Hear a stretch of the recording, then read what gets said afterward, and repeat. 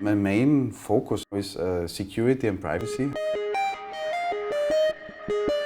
Areas which touch real people on their daily life.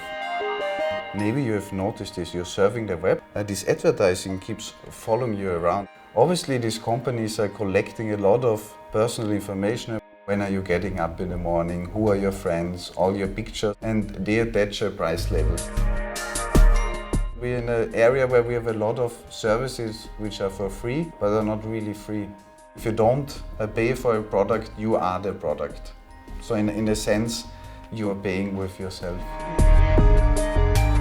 And the other thing is, attackers are using advertisement to spread viruses. So it could happen that through this innocent looking advertising, your computer downloads a virus. The usable privacy boxes, it's a small box you connect to your internet connection and it creates its own Wi-Fi. And when you connect to it, it automatically detects and blocks advertisement. From a user side, it's connecting to a Wi-Fi and the advertising is gone.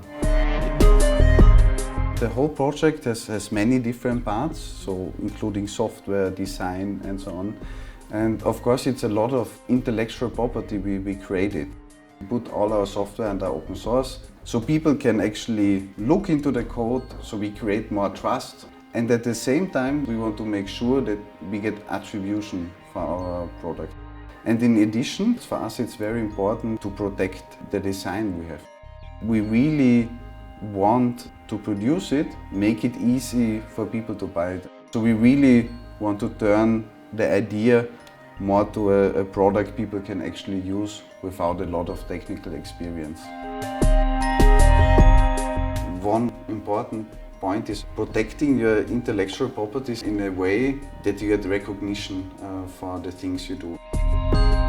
Protection it's very important for me as an inventor. For me, it's important that people recognize my authorship of the software I write.